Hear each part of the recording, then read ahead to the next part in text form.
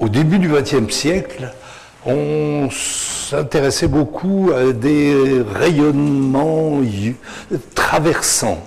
Alors on avait découvert la radioactivité, les rayons X, et on a découvert aussi les rayons cosmiques. Alors les rayons cosmiques, tous ces rayons traversants avaient la propriété d'ioniser l'air ambiant.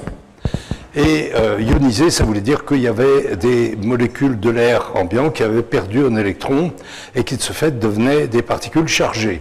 Alors on avait étudié ça avec des électromètres à feuilles d'or, ce qui était un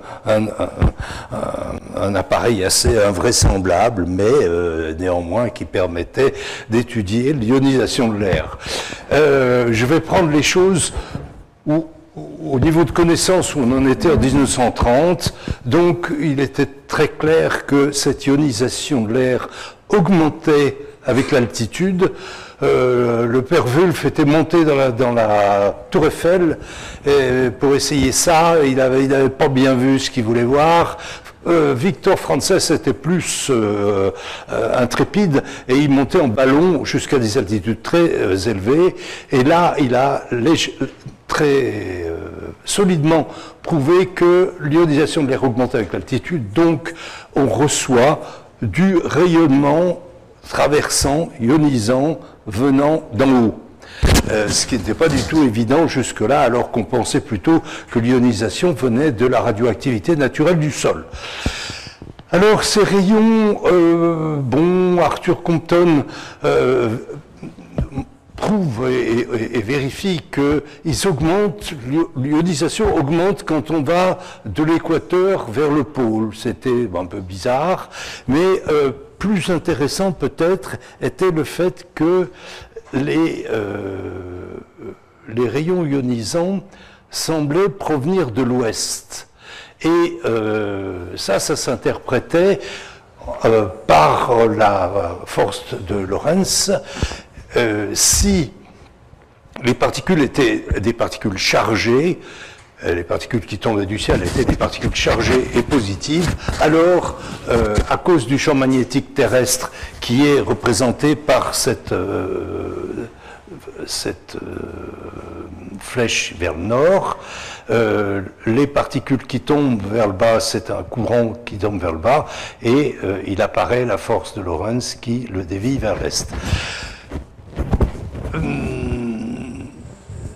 Certains rayons traversent la feuille d'or, donc ça doit être des photons gamma, et il y a eu une dispute célèbre entre Millikan et Compton pour savoir qui avait raison.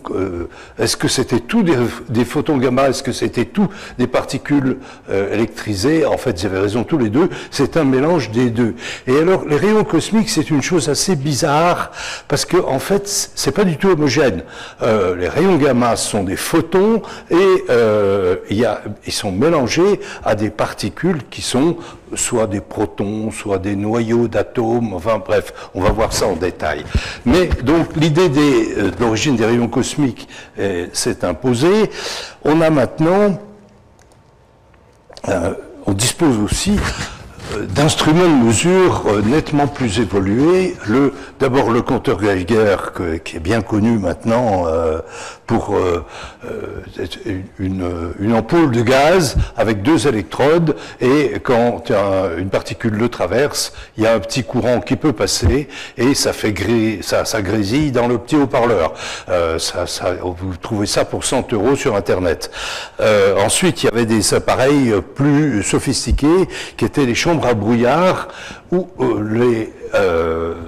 dans un milieu de vapeur saturante, les particules qui circulaient dans ce volume déclenchaient des petites gouttelettes que l'on pouvait photographier, et éventuellement, donc ce qui permettait de suivre les trajectoires des particules, Mais si en plus on rajoutait un champ magnétique, c'était très intéressant parce que les particules subissaient la force de Lorentz et étaient cintrées, ce qui permettait d'analyser des tas de choses. Alors ça a été modernisé avec les chambres à déclenchement qui ne prenaient la photo que si on était sûr qu'il y avait une particule, ce qui était déjà ce qui évitait de prendre des photos pour rien. Voilà. Et puis, parallèlement à tout ça, n'oublions pas les progrès de l'électronique qui, à l'époque, étaient... l'électronique faisait des choses tout à fait étonnantes. Pas très loin d'ici, mon futur beau-père, à ce moment-là, à l'usine Vissot à Vèze, fabriquait des tubes électroniques d'excellente qualité. Alors, donc je suis...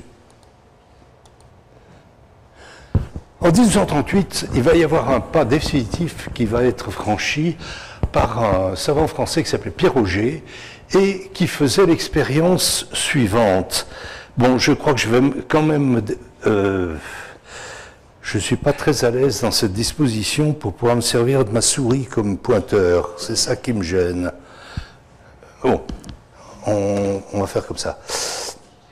Auger dispose à la verticale... Oui, si vous voulez, on essaye. Voilà, ça c'est pas mal. J'avais peur que ce soit pour le... Très bien, là ça c'est beaucoup mieux. Oui, voilà. Il dispose deux détecteurs, 1 et 2, l'un par-dessus l'autre, à la verticale. Et il regarde ce qui se passe quand une particule traverse simultanément ou presque ces deux détecteurs. Il regarde ce qui se passe dans un troisième détecteur qui, lui, est situé à une certaine distance, mais il ne regarde dans le détecteur 3 que si 1 et 2 ont été traversés. On dira qu'on compte une coïncidence entre ces trois détecteurs de particules. Et bien sûr, il peut y avoir des coïncidences fortuites, mais il constate en montant en altitude, au Jungfraujoch en Suisse, à 3500 mètres d'altitude, vous voyez la station scientifique là, perchée sur son piton au milieu du col, il constate qu'il y a beaucoup plus de coïncidences que ce que la statistique des coïncidences fortuites prévoit. Ce qui veut dire que les particules qui descendent du ciel arrive par paquets.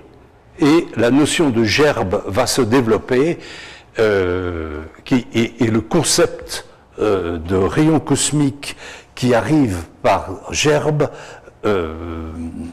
est maintenant prouvé. Alors, vous avez à gauche une simulation de trajectoire de gerbe. Bon, c'est statique, c'est des calculs. Je pense que dans cette image, d'ailleurs, l'échelle horizontale est dilatée par rapport à l'échelle verticale, parce que l'échelle verticale, vous avez 15 ou 30 km de hauteur d'atmosphère, et en largeur, en bas, vous avez 300 mètres ou 500 mètres. Donc, c'est pas du tout les mêmes.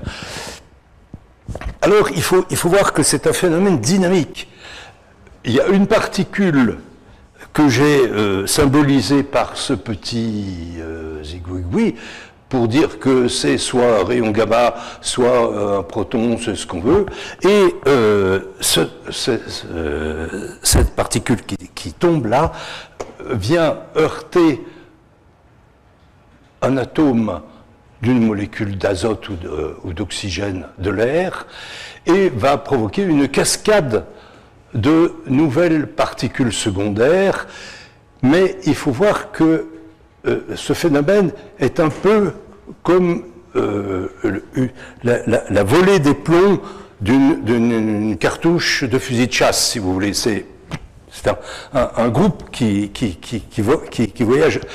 voyage pratiquement à la vitesse de la lumière, c'est ce que j'ai voulu indiquer par ce C ici, et le sol va être atteint il faudra 30 à 100 microsecondes pour descendre depuis l'altitude où c'est parti jusqu'au sol et assister à une multiplication des particules à l'intérieur de cette gerbe. Mais vous voyez vraiment ça comme une espèce de piston qui mesure à peu près 1 mètre d'épaisseur et qui traverse toute la hauteur de l'atmosphère d'un seul coup. Alors, Auger va faire mieux que ça. Il va arriver à estimer l'énergie contenue dans une gerbe. Alors 10 puissance 15 électronvolts, j'expliquerai un peu mieux l'électronvolt tout à l'heure, c'est 1000 fois ce que fait le LHC. Donc voilà, on voit la puissance contenue dans ces gerbes. Et évidemment, c'est pas la peine de parler de ce qu'on savait faire à l'époque, c'est énormément plus que tout ce qu'on savait faire avec des machines humaines de l'époque.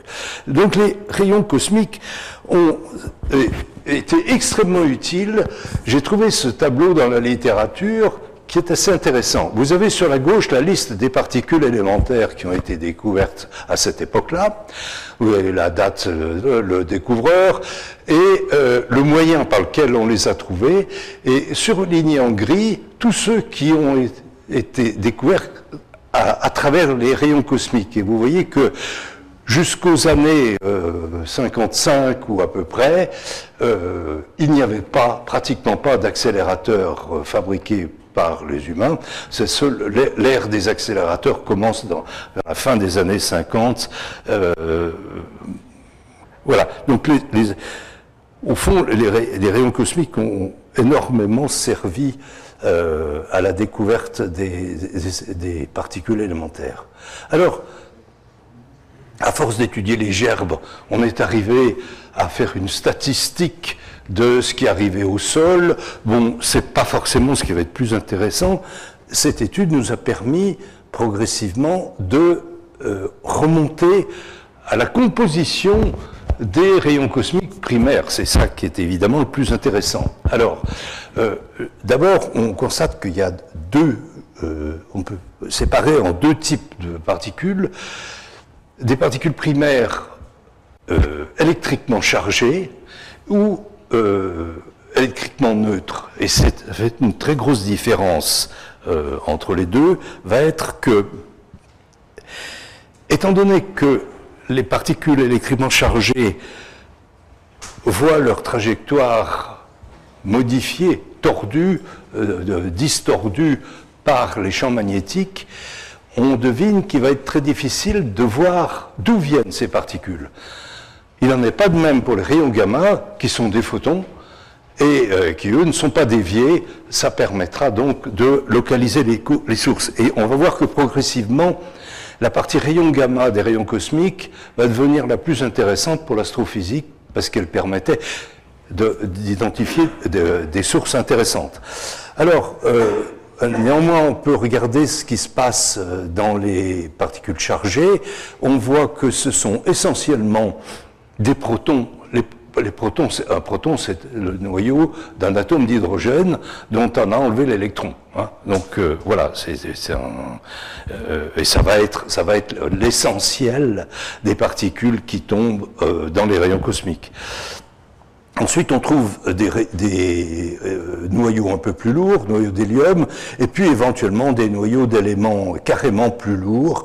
Et on pourrait, en analysant soigneusement ce graphique, montrer que vous savez ce que c'est, les abondances naturelles. C'est au fond, par rapport à l'hydrogène qui est fondamental, on regarde combien il y a d'atomes d'hélium ou d'éléments plus lourds, et on s'aperçoit que les noyaux atomiques qu'on trouve dans les rayons cosmiques reproduisent à peu près hein, seulement, les abondances naturelles. Alors, après ça, après avoir identifié un peu ce que sont ces particules, on va mesurer leur énergie, leur spectre d'énergie. Et encore une fois, c'est assez curieux parce que on ne distingue pas les différentes particules et on regarde les énergies pour tout le monde en même temps. Alors, le spectre de ce graphique est gradué en électronvolts l'électronvolt, c'est une unité d'énergie qui est très petite. Un électronvolt, c'est 1,6, 10-19 joules. Les joules, c'est une unité macroscopique dont on a plus l'habitude. On voit qu'on va utiliser des grands nombres d'électronvolts. Vous voyez cet axe qui est gradué en 10 puissance 9, 10 puissance 12, c'est évidemment une échelle logarithmique, et ça va de 10 puissance 9 à 10 puissance 21. Alors il y a des préfixes, bon, tout le monde connaît le kilo, ça fait 1000, le méga ça fait 1000 fois 1000, et puis après on passe au giga qui fait 1000 millions, ça fait 1 milliard, et puis après le téra, c'est 1000 gigas, le péta c'est 1000 téra, etc., etc. Donc jusque-là, les gens qui ont l'habitude des capacités des disques mémoire connaissent peut-être ces préfixes, les autres sont, disons, plus exotiques. L'axe vertical de ce graphique représente le flux de particules, c'est-à-dire le nombre de particules qui passent par seconde à travers une surface d'1 mètre carré, venant de l'espace sous l'angle d'un stéradian. Alors un stéradian, c'est 1 sur 4 pi, la sphère complète. Donc voilà, c'est un douzième de sphère complète, si vous voulez. Vous pouvez imaginer, c'est un cône d'à peu près 30 degrés d'ouverture ou quelque chose comme ça. Et évidemment, il faut encore préciser que les particules dans un certain intervalle de niveau d'énergie, donc par exemple, si on se met à 10 puissance 12, là, ici, on va monter là, et on aura les particules qui sont entre 10 puissance 12 électronvolts et 10 puissance 12 électronvolts plus 1 GeV, c'est-à-dire plus 19 électronvolts. Voilà. Donc ça, c'est le spectre d'énergie. Il a une allure assez curieuse, il peut être déroutant. C'est ce qu'on appelle typiquement, enfin on va donner quelques détails sur ce graphique d'abord. Pour les amateurs de records, j'ai placé là le photon gamma de plus haute énergie qu'on n'a jamais pu observer. Vous voyez qu'on va moins loin qu'avec les particules de type noyau atomique ou proton, etc. Et le record du point de vue des particules électrisées est beaucoup plus élevé. Oui, j'avais pas précisé qu'un ZeV, un ZeV à 10 puissance 21 électronvolts, c'est l'énergie d'un service au tennis. La balle part à 200 à l'heure. Et voilà, c'est une balle qui pèse 58 grammes. Je suis allé vérifier ça sur le tennis, sur les sites. Voilà l'énergie cinétique que représente une particule de 1 ZeV. Alors en fait, à ce niveau-là, on ne sait même pas exactement ce qu'on observe. Vous voyez, on pense que ce ne sont plus des protons, mais plutôt des noyaux lourds d'atomes complètement épluchés de leur couche électronique. Voilà pour les records. On voit apparaître une notion de rareté. Vous voyez la première barre là-haut. À ce niveau-là, on a une particule par mètre carré et par seconde.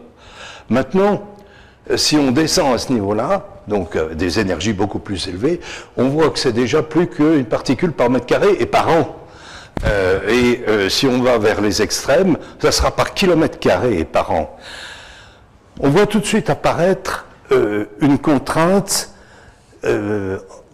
qui ne sera pas la même entre sol et espace. Évidemment, c'est très intéressant d'aller étudier les particules primaires dans l'espace parce que on passe pas par ce brouillard que forment les gerbes, on les étudie directement, mais dans l'espace, on ne peut pas avoir des capteurs de très grande surface. Alors, si déjà on n'a qu'un compte par mètre carré et par seconde, ça sera déjà pas mal. Maintenant, dans l'espace, on peut pas, si on n'a qu'une particule par an, c'est pas très intéressant. Et on voit très nettement se distinguer deux zones, les basses énergies réservées à l'espace et les très hautes énergies réservées au sol, malgré la difficulté d'interpréter les gerbes, mais au sol, on peut compenser avec des kilomètres carrés et puis on est plus patient. Alors là, je voudrais faire une réflexion, mais assez floue. Ne prenez pas mon discours trop au pied de la lettre. Au fond, des spectres d'énergie de ce genre-là, en puissance n de l'énergie, ça trahit des processus d'émission qu'on appelle non thermiques. Des processus d'émission dans lesquels certaines particules ont été accélérées par un processus que je ne décris pas et ont acquis une énergie très supérieure à leurs voisines, en quelque sorte anormale. Ce terme de rayonnement non thermique s'oppose au rayonnement dit thermique et typique des corps noirs, où la distribution des énergies des particules est tout à fait harmonieuse, se répartit très bien entre les hautes énergies, les basses énergies, les distributions de Boltzmann. Bon, voilà, tout ça pour dire que quand on tombe sur ce genre de loi, on sait qu'il va falloir chercher à comprendre le mécanisme qui est à la source de ce rayonnement. On a l'impression que la loi est uniforme, vraiment, et puissance moins 3, l'énergie à la puissance moins 3 sur un très vaste domaine. En fait, c'est pas tout à fait vrai. Si on regarde un peu plus dans le détail, on voit qu'il y aura un premier régime à moins de 5, 10, 15 électronvolts, et dans lequel on pense qu'on trouvera plutôt des sources d'origine galactique, des restes de supernova, ou peut-être des pulsars avant de nébuleux. Tiens, il y a une drôle de coquille, là, nébula. Bon, c'est bizarre. Maintenant, quand on passe dans les énergies plus élevées, ce qui est en bleu, au-dessus de 5, 10, 15 électronvolts, on pense qu'on passe dans des sources d'origine extragalactique du genre quasar, blazar, jet, etc. J'y reviendrai plus en détail. Y a-t-il une limite supérieure, existe-t-il une limite supérieure à l'énergie des rayons cosmiques? Alors, très tôt, des théoriciens qui s'appelaient Grisen, Zatsepin et Kuzmin, comme dans les films policiers, je le répéterai qu'une fois, ça sera GZK maintenant. Hein. Ces gens-là ont dit il ne peut pas y avoir de particules cosmiques d'énergie supérieure à, disons, 10 puissance 21 ou quelque chose comme ça. Et donc, à partir de ce niveau-là, eh bien, rappelez-vous que les événements sont extrêmement rares. On a bataillé à un moment pour voir si cette limite théorique exprimée par GZK était vraie ou pas. Alors, le processus GZK, il n'est pas très compliqué. Les protons de très haute énergie, disons plus que 5,19 électronvolts, c'est ce qu'on appelle la limite GZK. Ces protons rencontrent sur leur chemin des photons du fond cosmologique. Vous vous souvenez, le corps noir cosmologique à 2,7 K qui envahit absolument tout l'univers, fossile du Big Bang, eh bien, à notre époque, après l'expansion de l'univers sur 15 milliards d'années, etc., ces photons, il y en a à peu près 500 par centimètre cube. Et quand un proton d'énergie supérieure à 5,19 électronvolts rencontre un tel photon, eh bien, il crée une particule delta qui est très éphémère, qui va se décomposer en un autre proton et un pion Alors un pion neutre ou un pion positif, ça peu importe, ça n'a pas tellement d'importance. Mais on voit que le proton initial va perdre de l'énergie dans l'affaire, puisqu'il y a eu création de matière, au détriment de son énergie. Alors, tant que le proton a une énergie supérieure à sec 10 puissance 19, chaque fois qu'il croise un photon du fond cosmologique, eh bien, il s'affaiblit, et ça va très vite. Et ça va très vite. Une fois qu'il a passé en dessous de la limite des 5 10 puissance 19, alors à ce moment-là, il est sauvé, et il peut continuer son chemin tranquillement. Alors ça, c'est le même graphique que le précédent, mais présenté un peu différemment. Et les photons au-delà de la limite GZK sont ceux qui sont dans cette partie du graphique. Vous voyez déjà tout de suite que, alors qu'au-dessous, on a des jolis points avec des barres d'erreur très petites, là, on a très peu de points et des barres d'erreur énormes. Et on voit que ça a été assez laborieux, mais on a nettement l'impression que ça diminue, et pour le moment, on pense que cette limite GZK existe. Alors, pourtant, eh bien, on a trouvé des particules qui avaient une énergie nettement au-dessus de la limite GZK. C'est la particule « Oh my God !» OMG, ça se dit avec l'accent lyonnais. Voilà, c'est le gars qui tombe là-dessus et se dit « Qu'est-ce qui s'est passé ?» Bon. Mais continuons. Je voudrais juste insister ici sur le fait que les champs magnétiques dévient à cause de la force de Lorentz, les particules chargées, et on a ici une simulation pour une particule d'énergie moyenne, avec des champs qui sont ceux qui sont dans la galaxie. Dans la galaxie, il y a des champs magnétiques dans tous les sens. Chaque étoile a son petit champ magnétique à elle, et le proton qui circule là-dedans, il ne sait plus où aller. Et ben voilà le genre de chemin qu'il va suivre. Et avant qu'il trouve l'atmosphère d'une Terre hospitalière, où il ira tomber en rayons cosmiques, ben, il peut errer comme ça pendant 1 million d'années, voire plus. Donc si les particules de rayons cosmiques que nous recevons sont des particules qui ont pu circuler pendant un bon moment, en quelque sorte confinées, utilisons le terme moderne, à l'intérieur de notre galaxie. Alors, on peut se demander si il existe des régions du ciel où il y aurait des points chauds, où on aurait un peu plus de rayons cosmiques au-dessus de la limite GZK.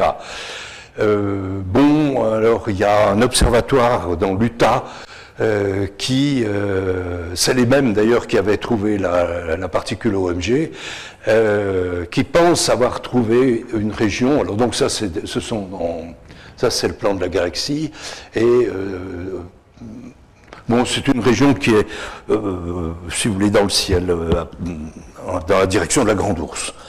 Et dans l'hémisphère nord, on trouve un point chaud comme ça. Bon, on ne sait pas du tout ce que c'est, mais il se peut que ça existe. Dans l'hémisphère sud, c'est beaucoup moins net. Alors, il n'y a pas que les protons qui peuvent être absorbés par le processus GZK. Les photons gamma, eux aussi, peuvent interagir avec des photons, mais alors n'importe lesquels. Et sur le chemin, qu'est-ce qu'ils trouvent? Eh bien, ils trouvent un fond de rayonnement qui est ici indiqué en bleu, qu'on appelle le fond stellaire extragalactique.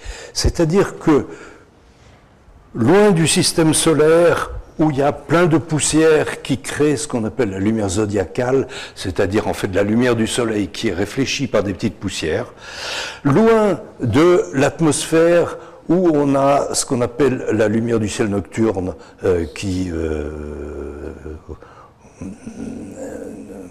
illumine un peu notre ciel. En dehors du domaine du corps noir cosmologique, il y a un fond de rayonnement qui est en quelque sorte la somme de tous les photons qui ont été émis pendant toute leur vie par toutes les étoiles qui ont vécu, qui sont nées et qui sont mortes depuis qu'il existe des étoiles, c'est-à-dire, bon, mettons, quelques millions d'années après le Big Bang. Ce rayonnement est excessivement difficile à mesurer, mais du fait, c'est un test cosmologique. N'importe quelle théorie cosmologique qu'un petit théoricien construit doit pouvoir prédire ce fond stellaire extragalactique. Donc l'exploration par le biais de l'absorption des photons gamma est importante. C'est un système qui se bootstrap en quelque sorte. Si on connaît le fond, enfin bon, les deux connaissances sont encore approximatives, mais la connaissance de l'extinction par les photons gamma permet de construire ce test cosmologique. Là, on a encore un exemple où les rayons cosmiques rendent service à l'astronomie. Alors, je vais passer maintenant en revue quelques processus d'accélération de particules. Alors, je ne sais pas, ce que je vais montrer là, je l'ai déjà montré 10 fois, mais bon, l'histoire de la balle de tennis qui rebondit sur la raquette. Ouais, je vais peut-être le refaire parce que c'est pas forcément connu. On va imaginer une interaction qui est celle d'une balle de tennis sur une raquette. Vous prenez une raquette immobile, une balle qui arrive, un rebond parfait, la balle arrive avec une vitesse V, elle repart avec la même vitesse V, la raquette est immobile. Donc ça pourrait être un mur, ça serait pareil. Maintenant, on va imaginer la même situation avec une raquette que le joueur fait avancer au devant de la balle avec une vitesse U. Alors, pour étudier le rebond, il faut placer un observateur sur la raquette. C'est sur la raquette qu'on observe le phénomène. Donc cette fois-ci, la balle arrive avec une vitesse apparente V plus U, bien sûr, et elle repart avec la vitesse V plus U. Mais ça, c'est par rapport à la raquette. Et maintenant, il faut passer dans l'espace de l'arbitre ou le terrain de tennis, si vous voulez. Donc vous avez l'arbitre sur son siège immobile. Lui, qu'est-ce qu'il voit? Il voit une balle qui arrive avec la vitesse V, une raquette qui avance à la vitesse U, et finalement une balle qui repart avec la vitesse V plus 2U. La balle a gagné de l'énergie, c'est comme ça que les pertes sont compensées et que le jeu peut continuer. Voilà, ça c'est une interaction où, du fait du mouvement de la raquette, la balle peut gagner de l'énergie. Alors, il y a un quiz. Si au lieu d'avancer la raquette vers la balle, le joueur recule sa raquette à la vitesse V sur 2, qu'est-ce qui se passe? La balle lui tombe dans la main. Elle est immobilisée. C'est le principe des amortis que tous les joueurs de tennis connaissent très bien. Entre la balle qui tombe et les deux, bon, voilà, c'est le principe des amortis. Alors, on peut faire exactement le même raisonnement pour un astéroïde ou un vaisseau spatial qui va faire le tour d'une planète. Vaisseau spatial qu'on va par exemple envoyer, imaginez le lanceur du James Webb télescope, on l'a envoyé faire un petit tour de la planète Vénus, pas le tour complet, mais faire une approche, et c'est l'assistance gravitationnelle, c'est exactement la même chose. L'interaction, au lieu d'être un choc, est une interaction, pas gravité, mais dans l'affaire, le vaisseau spatial gagne de l'énergie et c'est comme ça qu'on l'envoie sans dépenser de carburant vers les points de Lagrange.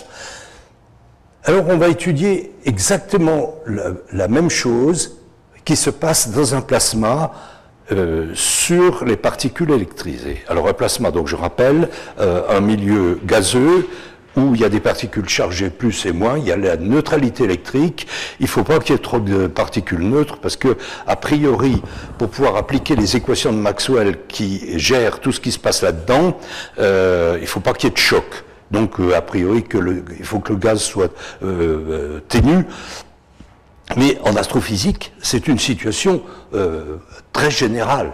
Pratiquement, on est tout le temps dans un plasma. Il faut aller se cacher dans des grands nuages moléculaires horriblement épais pour se mettre à l'abri de tous les rayonnements. Et là, on peut peut-être trouver des milieux neutres complètement. Mais la plupart du temps, le milieu en astrophysique est un plasma. Dans un plasma, il y a une forte interaction entre les particules électrisées et le champ magnétique. Et on va regarder, alors on va imaginer, on va isoler par la pensée une zone de plasma dans laquelle on aurait deux lignes de champ magnétique qui se rapprochent. C'est une situation tout à fait courante. Il n'y a qu'à regarder ce qui se passe autour de la Terre, vers les pôles. Vous avez des lignes de champs magnétiques qui se rapprochent les unes des autres. Et on va considérer une particule électrisée qui arrive en tourbillonnant tranquillement autour d'une des lignes. Eh bien, il peut se produire, les équations de Maxwell permettent de le démontrer, que la particule change de ligne de champ magnétique et repartent en arrière. C'est une situation tout à fait banale. Qu'est-ce qui s'est passé là? Il s'est passé ni plus ni moins qu'un effet de miroir qui est représenté ici. Et on va pouvoir appliquer exactement toute la théorie de la raquette de tennis sur des petits nuages de plasma comme ça. Imaginez un nuage de plasma, une particule qui arrive vers le nuage, elle subit un miroir magnétique, elle repart avec la même énergie.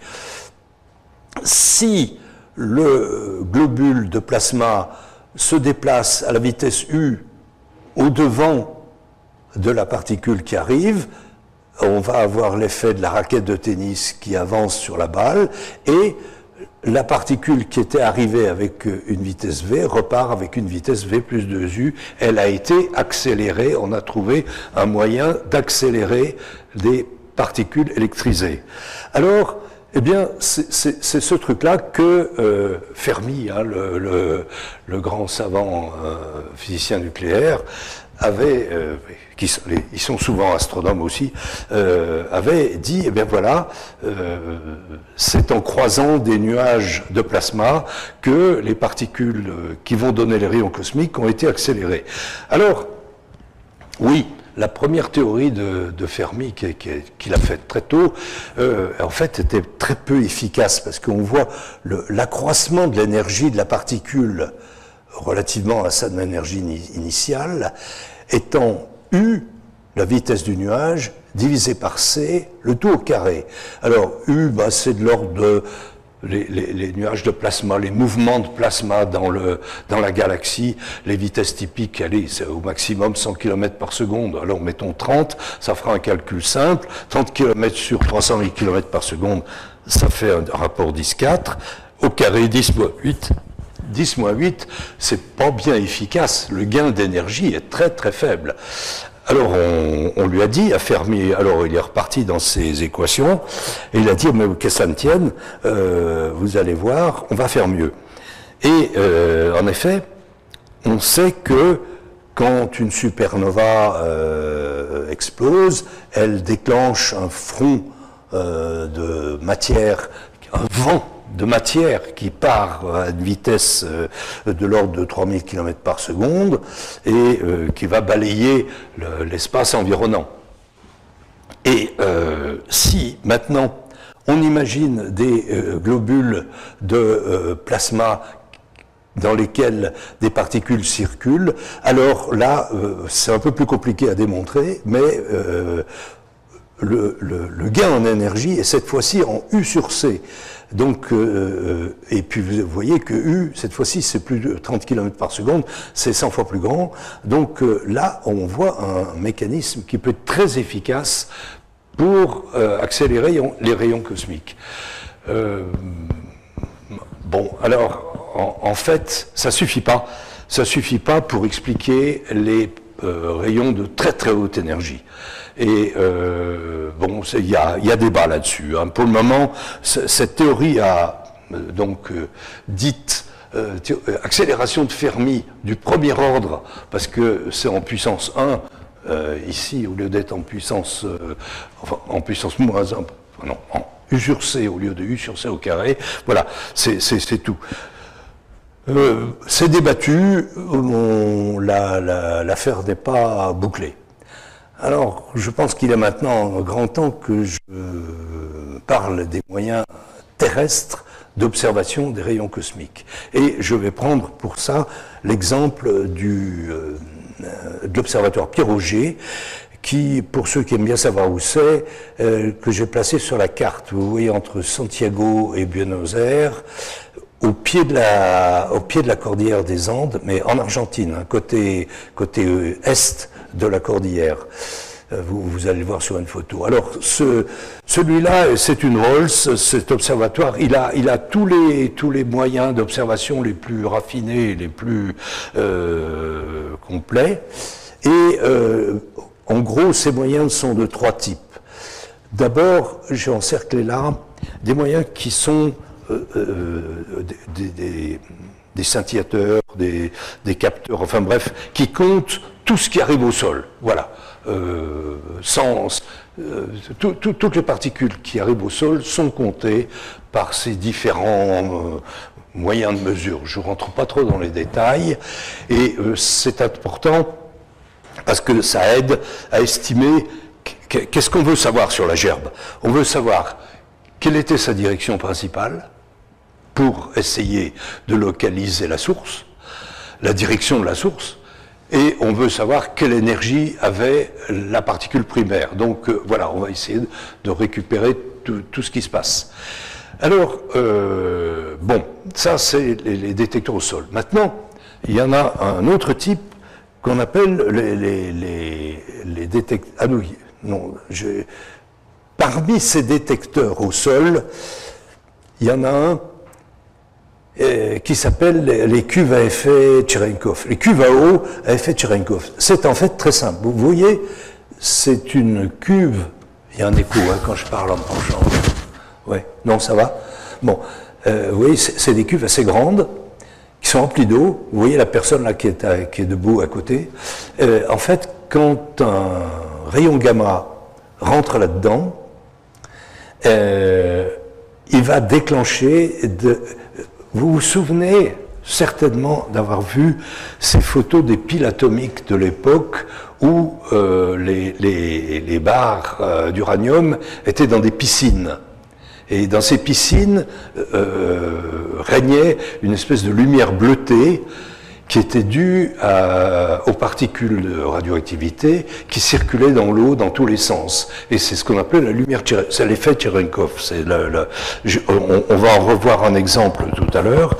Donc dès que ces particules, le rayon gamma se décompose en une paire électron-positron. Donc positron, c'est l'antiparticule de l'électron, c'est un électron à charge positive si vous voulez. Ces petites particules vont circuler à toute vitesse dans l'eau et déclencher cette lumière Cherenkov comme dans les piscines des piles atomiques d'autrefois. Alors là, ouais non on va sauter ça. Ce que je voulais vous montrer, oui, ce que vous voyez là, eh ben, c'est une de ces piscines. Il y en a 1600. Elles sont réparties sur une surface de 3000 km². C'est la moitié du département de l'Isère. Je pense que si ça vous fixe les idées. Voilà. Alors donc, si vous voulez, sur une surface pareille, même si on a 1600, bah, la suivante, vous ne la voyez pas dans la photo. Mais en fait, tout ça échantillonne tout ce qui arrive au sol dans cette surface. Alors, le moyen de détection suivant, dont j'ai parlé, c'est l'œil de mouche. C'est des caméras à grand champ qui sont mises, qui regardent la gerbe par le côté. Au fond, si vous regardez la trajectoire d'une particule, quelle qu'elle soit, le long de la trajectoire, les atomes environnants, atomes et molécules environnants vont être secoués et ils vont se dessecouer en émettant des petits photons visibles. La lumière visible, c'est important. Donc c'est ce que j'ai voulu évoquer par cette figure. Donc vous avez une espèce de fuseau lumineux qui accompagne la particule le long de sa trajectoire. Et des caméras astucieusement placées sur le côté peuvent espérer voir cette trajectoire lumineuse, ce sillage lumineux en quelque sorte. Alors, il est utile de dire que ça, c'est pas très lumineux et ça ne marche que, disons, 2 jours avant, 2 jours après la nouvelle lune. Hein. Après, c'est fini. Quand il y a de la lune, ça marche plus. Mais ça permet de reconstituer les trajectoires et la fameuse particule OMG a été détectée comme ça, par un équipement de caméras grand champ de ce genre-là. Alors, ces photons émis le long de la trajectoire, on va les regarder d'une autre façon. Et là, non, là j'avais oublié, dans l'observatoire Pierre-Auger, vous avez 4 systèmes de caméras grand champ qui sont placés sur les bords du territoire et qui essayent de filmer ces trajectoires en scintillation atmosphérique. Voilà. Alors ça bon, c'est tout ce que je voulais dire là-dessus. Je voudrais passer du dernier mode, du 3e mode, qui s'appelle, disons, les télescopes à lumière Cherenkov atmosphérique. Alors ça, ce que je veux vous exposer là, je l'ai vu nulle part expliqué. Alors, donc, vous allez peut-être trouver que c'est compliqué. Vous me direz après, ben, c'est de mon jus. Mais si vous voulez, les groupes d'expérimentateurs qui travaillent là-dessus ne se sont jamais donné la peine d'exposer clairement quelque part ce que je vais exposer. Alors,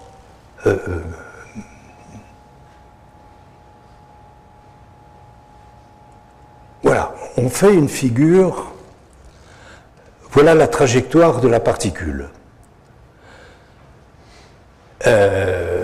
On en prend un petit bout, donc, alors la particule est ici, et on regarde plusieurs petits morceaux de la trajectoire derrière elle. Vous avez vu que sur le passage de la particule secoue les molécules et il y a la lumière qui part dans tous les sens. C'était ce qu'on venait de voir avec les caméras grand champ. Mais là, on va rentrer dans un détail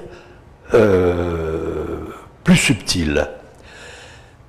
Au fond, après le passage de la particule, ce petit morceau de trajectoire a émis des photons qui maintenant se trouvent sur un cercle que j'ai représenté là. Un petit peu plus tard, un autre élément a créé une onde sphérique que j'ai représentée là, et juste derrière la particule, ce petit élément, voilà, donc vous avez des ondes sphériques les unes après les autres, et au fond, Si vous ne faites pas attention, c'est ça que les caméras grand champ essayent de regarder. C'est ces photons-là qu'ils essayent de capter par les nuits sans lune. Alors, on peut analyser cette affaire-là et on s'aperçoit que le long de ces deux droites, quand les ondes émises arrivent le long de cette droite, elles sont toutes en phase, elles s'additionnent les unes aux autres. C'est exactement comme le sillage d'un bateau. Dans le sillage d'un bateau, c'est le sillage du bateau, ce qu'on appelle le sillage, eh bien, c'est cette droite-là, où toutes les vagues qui ont été déclenchées par le bateau qui avançait finissent par arriver en phase et forment une vague un peu particulière. Donc c'est ni plus ni moins aussi la même chose que le bang des avions supersoniques.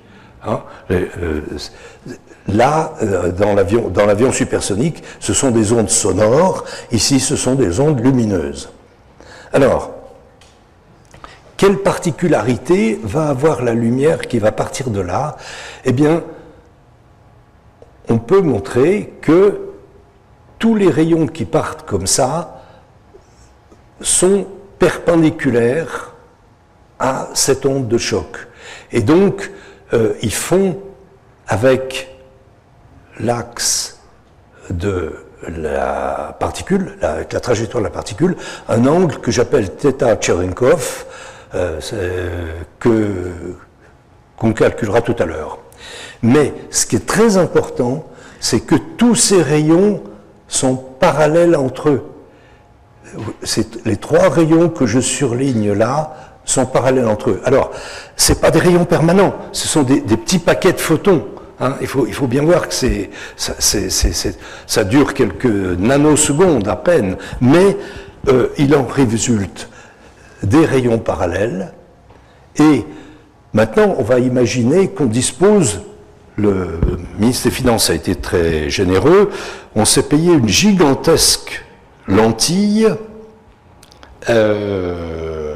qui récupère tous ces rayons. Alors, tous les opticiens dans la salle vont faire la même construction que celle que j'ai faite là. Par le centre optique de la lentille, je tire un trait parallèle à ces rayons et je sais que la lentille va faire converger tous ces rayons sur ce point M' dans le plan focal de la lentille.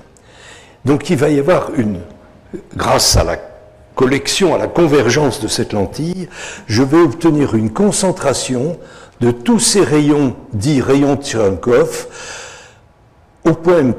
Alors évidemment, cette figure est une figure dans le plan, mais vous voyez bien que vous pouvez la faire tourner autour de l'axe optique, et à ce moment-là, si on regarde les choses dans le plan focal de la lentille, on voit que le point M' va décrire un cercle, c'est l'anneau de Cherenkov.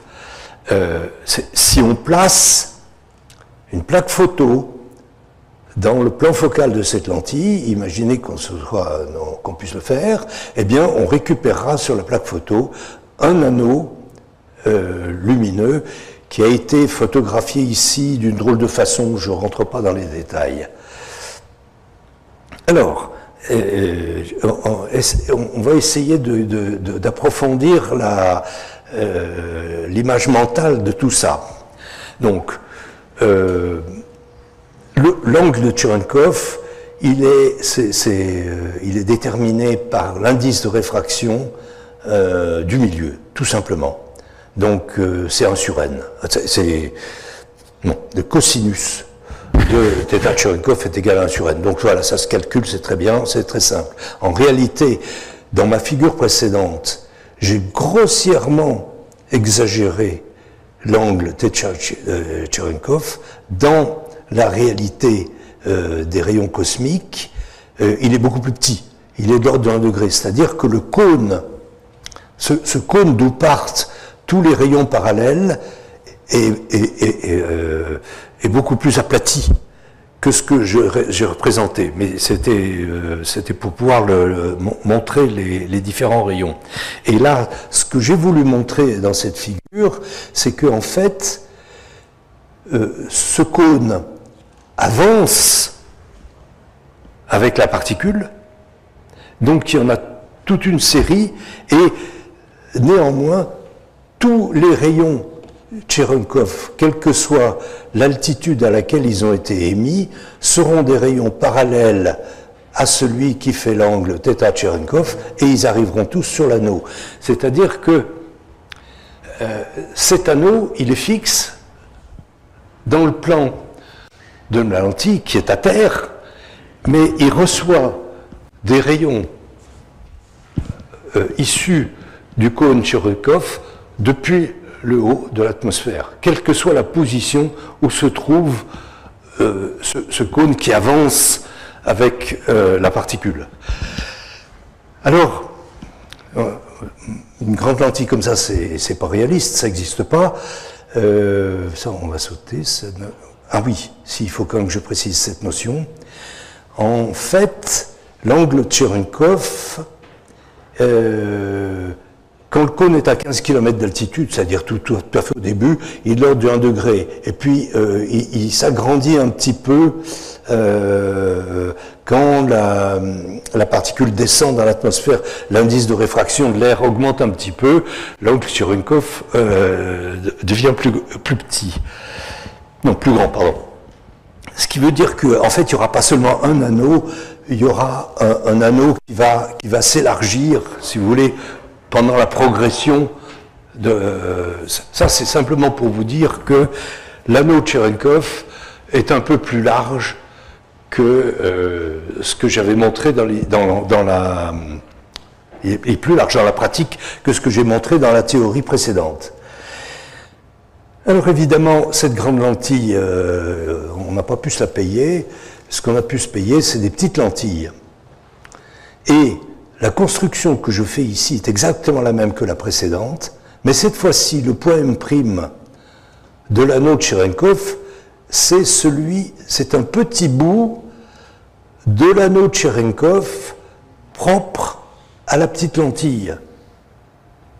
Alors bien sûr, avec une seule lentille, on n'est pas très avancé. Le grand, là, on peut pas le voir. Hein. Je l'ai remis juste pour qu'on voit qu'en fait, ça n'en est qu'un petit bout qui est décalé, même en plus, vers le haut. Mais ce qu'on sait faire, c'est mettre plusieurs lentilles. Alors maintenant, je fais une figure où j'ai symbolisé la grande lentille. Je symbolise ici 3 petites lentilles. Et dans chacune de ces petites lentilles, j'obtiens une petite tache, une fraction de l'anneau de Cherenkov de chacune de ces petites lentilles. Mais je connais la géométrie de tout ça et je peux parfaitement rassembler ces 3 figures en une seule. Et vous voyez qu'à ce moment-là, les axes des petites taches allongées convergent vers un point qui est le centre de l'anneau Cherenkov, et donc qui me fixe la direction de la trajectoire du rayon cosmique. Et bien voilà, maintenant, l'expérience qu'on a acquise avec différentes combinaisons aboutit à la combinaison suivante. On s'est aperçu que le rendement du système était énormément meilleur si on plaçait au centre une lentille un peu plus grosse, hein, pas seulement des petites lentilles, mais si on rajoutait en fait, ce ne sont pas des lentilles, ce sont évidemment des télescopes, mais ça, c'était exactement pareil. Si on plaçait, donc, l'expérience a montré qu'on était beaucoup plus efficace, et ça y est, vous avez la configuration de l'observatoire Hess. Alors, Hess, c'est évidemment un jeu de mots pour High Energy Stereoscopic System, mais on se souvient de Victor Franz Hess, qui avait eu le prix Nobel parce qu'il était monté en ballon et qu'il avait prouvé l'existence des rayons cosmiques. Et il n'est pas complètement étonnant que cet observatoire a été construit avec une initiative germanique. Donc, vous voyez, les choses s'enchaînent. Et en plus, c'est placé en Namibie, qui a toujours été une zone d'influence de l'Allemagne en Afrique. Voilà. Bon, mais l'observatoire S, dans le domaine de la détection des sources gamma, eh ben, passez-moi le mot, ça dépote. Quand on voit le taux de publication qui sort là-dessus, c'est tout à fait remarquable. C'est une combinaison d'avenir. Et je vous montrerai tout à l'heure les projets d'avenir. Ça n'est qu'une extension de cette structure de plusieurs télescopes. Un grand télescope au milieu et des petits télescopes autour. Voilà. Alors, j'ai pas beaucoup parlé jusqu'ici des sources identifiées de rayons gamma. Ça va nous mener... j'ai perdu la notion du temps, ça fait 1 heure que je parle. J'ai le droit de parler jusqu'à quelle heure? À quelle heure vous me mettez dehors? Une demi-heure. 10 minutes. Oula, ça va être court là. Ça va être court. Bon, d'accord, ok. Non, mais ça on n'y arrivera pas. Bon. Donc, on va sauter les nébuleuses avant. Et la seule chose que je veux démontrer ici, on peut fabriquer des rayons gamma en excitant des noyaux. Bon, mais on peut faire autrement aussi. Et le phénomène de la reconnexion magnétique a été identifié comme une possibilité. Alors, vous avez un feuillet magnétique ici, dont le nord est à droite, et un autre feuillet magnétique dont le nord est à gauche. Ils sont de sens opposés. Et à cause d'une pression exercée par un plasma sur les côtés, ces feuillets sont écrasés l'un sur l'autre. Eh bien, à ce moment-là, on s'aperçoit que les lignes de force que l'on croyait indestructibles, que ne pouvaient pas se casser, elles ne pouvaient que s'allonger, vont se couper parce que les hypothèses qu'on fait sur les équations de Maxwell, pour les simplifier, ne sont plus valables. Il se produit 2 petites régions, une ici et une là, où des lignes magnétiques qui partaient sur la gauche comme ça, en fait, vont rejoindre une autre ligne magnétique qui venait du feuillet du dessus. C'est ce qu'on appelle les reconnexions. Et ce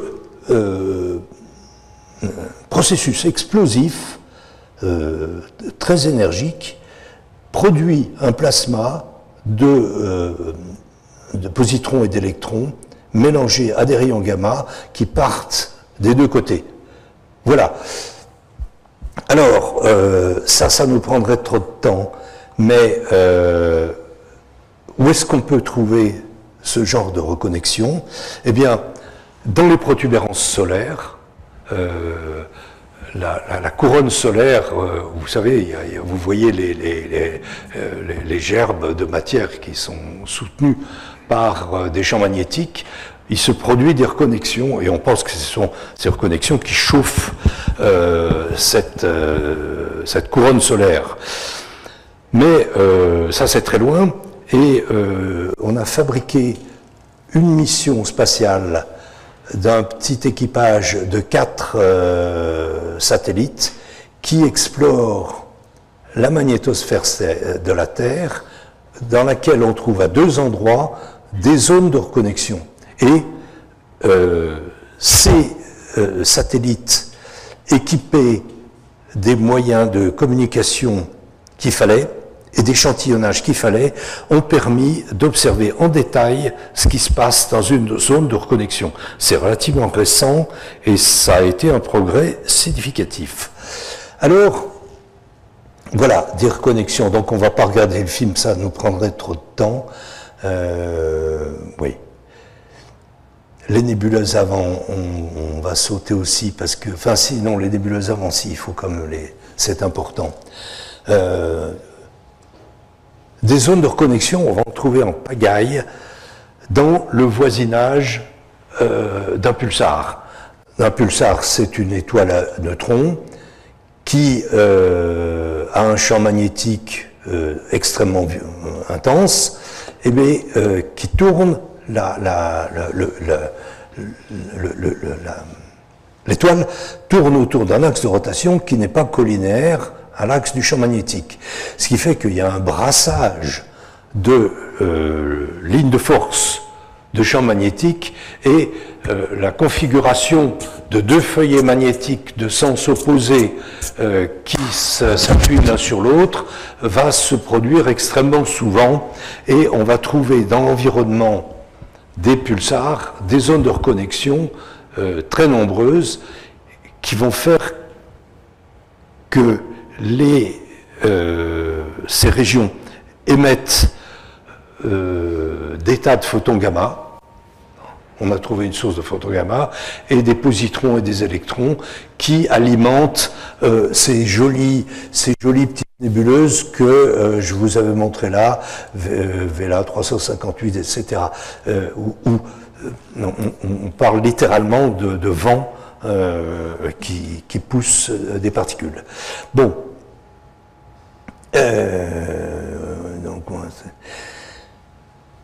Le TeV4, c'est un catalogue de sources gamma dont l'énergie est de l'ordre du TeV, et on les a placés ici sur une sphère céleste, et vous voyez qu'il y a, quand on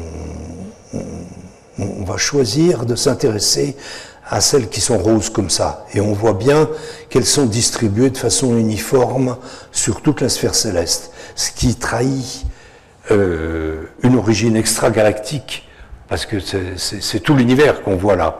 Et en plus, ces sources de rayons gamma ont été identifiées à des noyaux de galaxies actives. Alors, je prends le terme de noyaux de galaxies actives au plus général, sans rentrer dans les détails, et il y en a beaucoup, mais essentiellement, les galaxies actives sont modélisées par ce petit sketch où on a... Alors, ceux qui ont suivi ma conférence sur les quasars reconnaîtront des choses. Un disque d'accrétion qui tourne, avec au centre un super trou noir, et la génération de champs magnétiques gigantesques, de jets où des particules électrisées du plasma se trouvent éjectées et propulsées à des vitesses fantastiques. Vous avez là ici une image de la source Cygnus A. Attention, là, ça, c'est le cœur d'une galaxie, mais le petit point lumineux, là, c'est toute la galaxie, hein, donc c'est très petit à l'échelle de cette photographie, qui est en fait, qui n'est pas une photographie, mais une carte radio. Alors, on est particulièrement intéressé par ces noyaux de galaxies actifs qu'on voit comme la source Biel Lacerté, où on a l'observateur est placé dans l'axe du jet. Et là, on est certain, et on le sait très bien, on va recevoir des rayons gamma et des particules électrisées de grande énergie. Voilà, donc toutes ces petites boules rouges là, ça serait des noyaux de galaxies actives que l'on observe, où on est proche de la situation Biel Lacerté, où on voit le jet dans l'axe. Et c'est pas étonnant que ce soit des sources de rayons gamma. Alors on peut essayer ça c'est le principe de propulsion du plasma à l'intérieur des jets. Effet Compton et effet Compton inverse, c'est la lumière qui pousse la matière et la matière qui pousse les photons.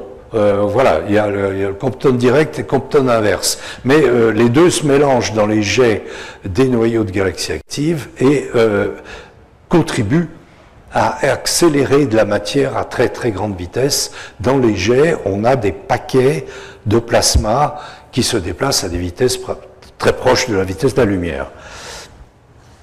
Alors, on s'intéresse beaucoup, là j'ai représenté, enfin ce sketch représente ce qui se passe autour du trou noir et une particule qui était dans le disque d'accrétion, elle s'approche du trou noir, elle finit par ioniser, une partie de l'ion part dans un sens du champ magnétique et l'autre tombe dans le trou noir. Alors vous pourriez penser que normalement le trou noir devrait se charger électriquement, mais en réalité l'inverse se produit où c'est la particule positive qui tombe dans le trou noir et l'électron qui part dans le champ magnétique. C'est symétrique, rassurez-vous, sinon ça ne peut pas marcher ça. Et ces particules qui sont parties dans le champ magnétique vont être prises dans la zone de démarrage du jet dont on pense qu'elle est très très proche du trou noir. Voilà, donc ça c'est l'explication probable, parce qu'on n'est pas encore très sûr, des particules de rayons cosmiques de très haute énergie. Les projets d'avenir, rapidement, eh bien voilà, sur un télescope pareil, vous connaissez la configuration, mais cette fois-ci, il y a 4 grands et puis des tas de petits. Bon, c'est simplement S, une extrapolation de S, dont je n'ai pas parlé, mais je veux quand même en parler. Les neutrinos.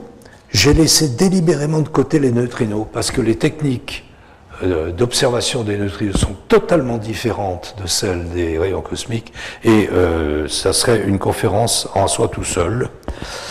J'ai peu parlé de ce qu'on appelle les sursauts gamma, dont on pense que certains sont dus à la fusion d'une étoile, de deux trous noirs, ou bien d'une étoile à neutrons et d'un trou noir, etc. Ça, c'est des choses qui seraient à regarder en parallèle avec les affaires d'ondes gravitationnelles. Alors il y en a des lents, il y a deux images mentales complètement différentes. Bon, vous avez eu la fusion d'un trou noir et d'une étoile à neutrons, on en a parlé beaucoup, mais il y a aussi, et qui produirait aussi des sursauts gamma, on imagine une étoile géante en fin de vie, qui s'effondre sur elle-même. Alors ça serait aussi une possibilité d'obtenir des sursauts de rayons gamma, mais qui, les premiers durent très peu de temps. Si vous avez vu les résultats d'ondes gravitationnelles, ça dure très peu de temps. Ça serait des phénomènes qui dureraient nettement plus longtemps. Les sursauts radio, c'est pareil, ce sont aussi des sursauts, ce sont des phénomènes rapides qu'il faudrait étudier et qui s'apparentent aux sursauts gamma. Dans le domaine, évidemment on n'en a pas parlé, mais il faut quand même, c'est pas étonnant, la voilà qui arrive, la matière noire. Il y a des gens qui s'imaginent que la matière noire serait constituée de particules extrêmement massives, qu'on n'a pas détecté jusqu'à maintenant, qu'on n'a jamais vu dans les accélérateurs, et qui ont subsisté depuis le Big Bang. Alors si elles ont subsisté depuis le Big Bang, ça veut dire qu'elles ont une durée de vie assez longue, et on espère toujours en voir une qui se désintégrerait sous nos yeux. Alors à ce moment-là, on aurait sans doute une jolie gerbe de rayons cosmiques qui en découlerait. Quelque chose qui n'a pas grand-chose à voir, mais vous allez voir le rapport. J'ai fait un séjour aux États-Unis où je faisais de l'interférométrie des speckles. Je ne sais pas si vous vous souvenez, les premiers essais l'interférométrie des tablures. Je faisais ça dans l'infrarouge et à l'époque je rêvais, en regardant ce qui se passait en Australie, un monsieur qui s'appelait Humbert Brown, qui était un radioastronome et qui, avec 2 vieux radiotélescopes, faisait de l'interférométrie des fluctuations d'intensité. Je ne peux pas expliquer ça parce que ça mènerait assez loin, mais à l'époque, je rêvais qu'on puisse faire ça avec des télescopes optiques.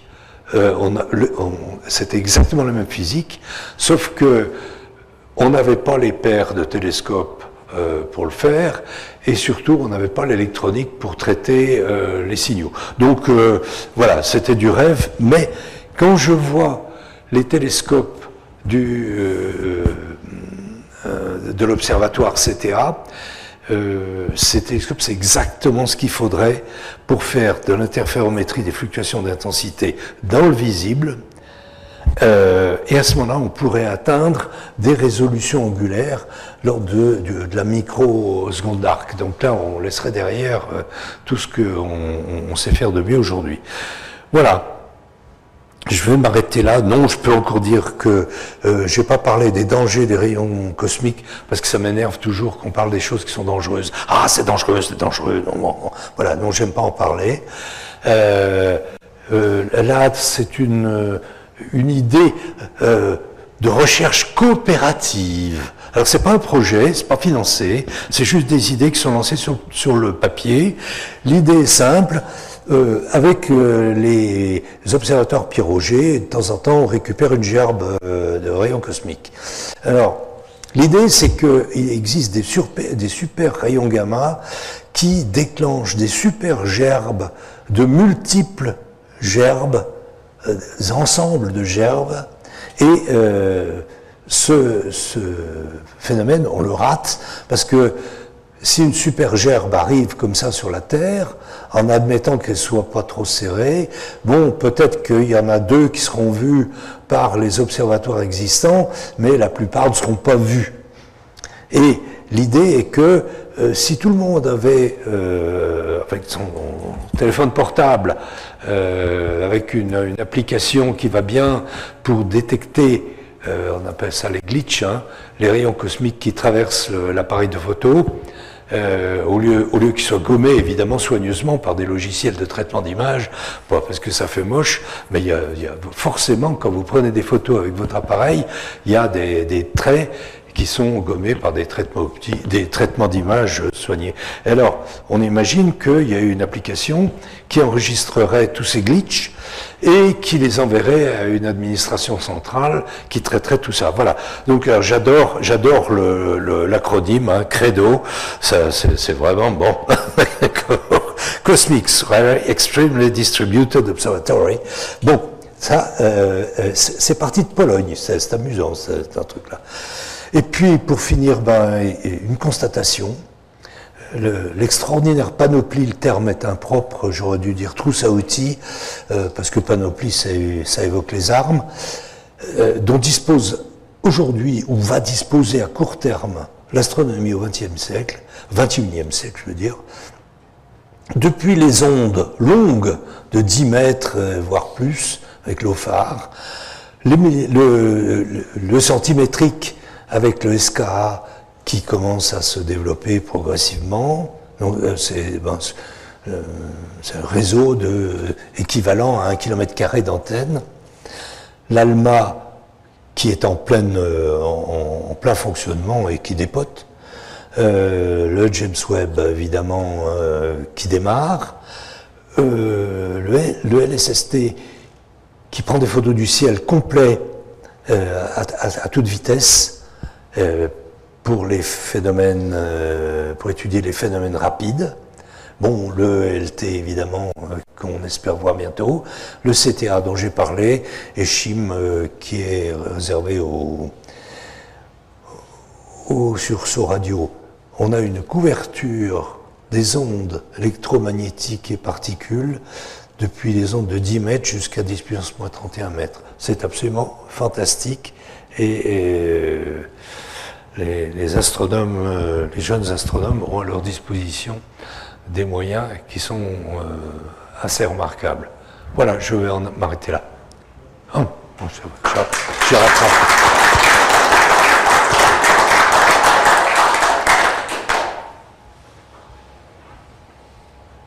Alors, voilà.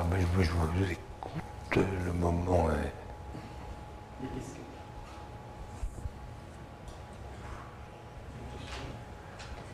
Dans le but de les utiliser, le but des recherches, quel est le but des recherches? C'est de les utiliser. Très bien. Quel est le but de ces recherches? D'abord, il y a énormément de physique derrière tout ça. Le traitement des zones de reconnexion, on a traité les plasmas jusqu'à maintenant avec les équations de Maxwell, et puis une série de simplifications. Mais alors d'entrée de jeu, hein, alors il n'y a pas de choc, enfin bon, je vous passe les détails, et on s'est contenté de ça. Et avec ces histoires de reconnexion, on découvre qu'on est forcé d'aller un peu plus loin dans la physique des choses, et c'est à la fois, bon, l'explication des nébuleuses des pulsars, voilà, les nébuleuses à vent de pulsars. En astrophysique, ça ne révolutionne pas l'astrophysique, mais ça oblige la physique à aller en profondeur. La compréhension du noyau central des galaxies actives, ça va intervenir là-dedans. C'est plutôt en tant que messager finalement, utiliser les rayons cosmiques en tant que messager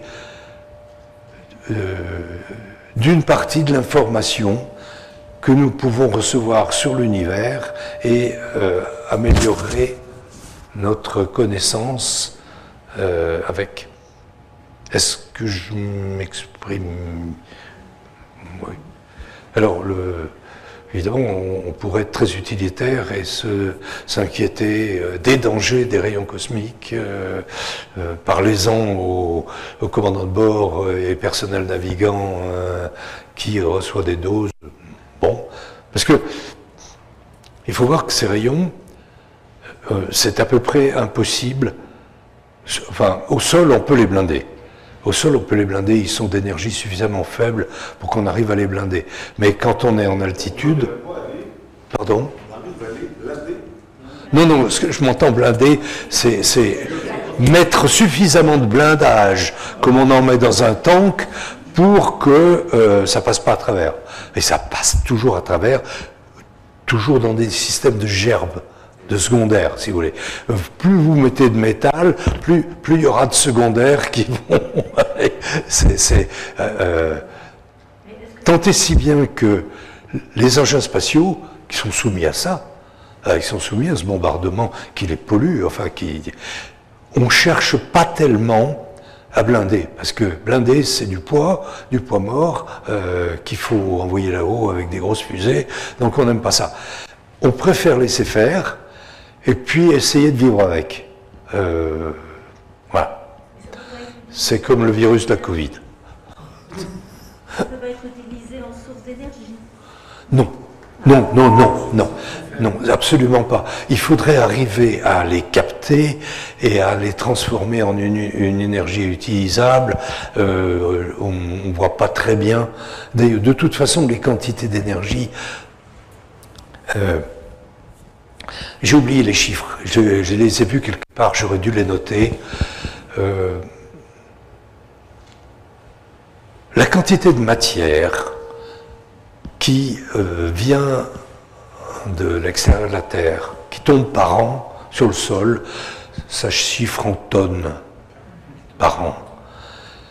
Mais si vous chiffrez la quantité de matière des rayons cosmiques, ça, je ne sais pas si ça sera 1 kilo. Ça atteindra peut-être pas le kilo. C'est très très peu. Ça a des énergies considérables, mais à l'échelon microscopique de la particule élémentaire. À l'échelon de faire rouler les voitures, non, c'est sans espoir. Je pense pas. Oui? Juste pour relayer une question qui est vue sur Internet, sur le live, qui est un peu en lien avec justement la discussion qu'on a à cette heure-ci. C'est quelle est la proportion de rayons cosmiques qui arrivent par Terre par rapport à ceux qui sont déviés par le bouclier magnétique de la Terre, et quelle partie du rayonnement n'est pas déviée? Alors, d'accord. Donc, la Terre est...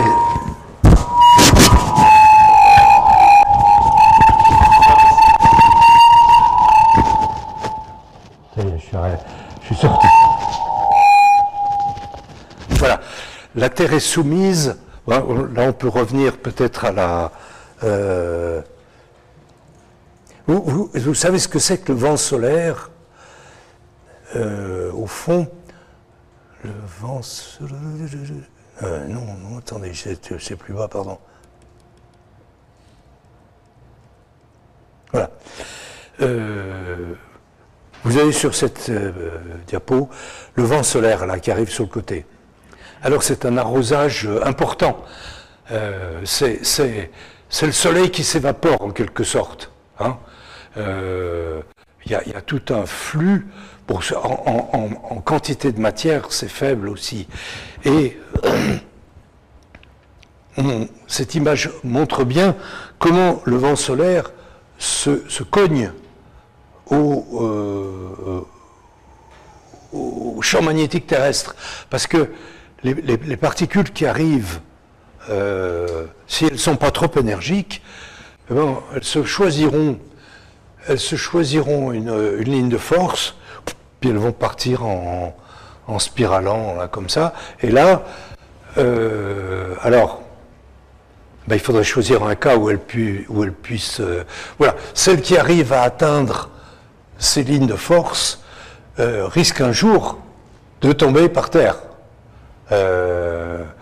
En fait, très souvent d'ailleurs, il se passe qu'il y aura un miroir magnétique ici et un miroir magnétique là. Rappelez-vous, le miroir magnétique, il était dans les zones où les lignes de force se rapprochent. Alors vous avez la particule qui arrive, qui est en spirale, et puis elle part sur une autre ligne, et hop, elle va faire le tour, et puis elles peuvent faire le tour plusieurs fois. Enfin, l'aller-retour, plus exactement, plusieurs fois. Donc, en fait, ce blindage magnétique nous protège pas mal de pas mal de choses. Mais, néanmoins, ce qui nous tombe sur la tête en provenance de l'univers arrive à passer à travers ce genre de choses. Je vous rappelle que si la particule est très rapide, quasiment la vitesse de la lumière, elle traverse, elle ne sera pas captée, capturée par ces lignes de force du champ magnétique terrestre. Elle les traversera. Elle sera peut-être un petit peu déviée, mais elle les traversera et elle arrivera peut-être à tomber sur la Terre ou pas. Maintenant, quelle proportion, c'est très difficile à dire. Donc une bonne partie, une grosse partie du vent solaire est complètement blindé. Hein, le champ magnétique terrestre constitue un blindage efficace. Alors, non,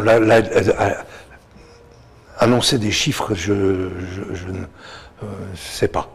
Non, je ne vois pas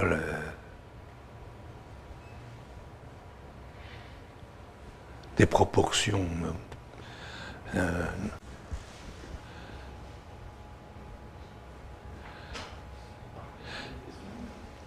Alors, ce qui est très amusant, c'est que quand il y a une reconnexion brutale ici, il y a une injection le long de ces lignes de champ de positrons dans un sens, d'électrons dans l'autre, qui vont se fracasser sur la zone à peu près par là, d'où évidemment les aurores boréales, vous m'avez vu venir. C'est ça qui alimente les aurores boréales. Merci pour votre réponse. Je transmets les remerciements de la personne sur Internet. Attendez. Je transmets les remerciements de la personne sur Internet qui avait posé la question. Ah bon, d'accord. D'accord. Ah, parce que il y a un accès en Zoom. Oui, Il y en a qui suivent en Zoom. Ah d'accord, je ne savais pas. Ah, moi, j'ai préféré venir, hein, je ne vous cache pas. J'ai fait la conférence sur les quasars. J'ai trouvé ça assez pénible. Mais bon, faut vivre avec. Voilà.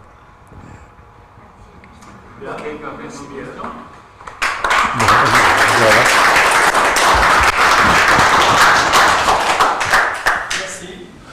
De rien.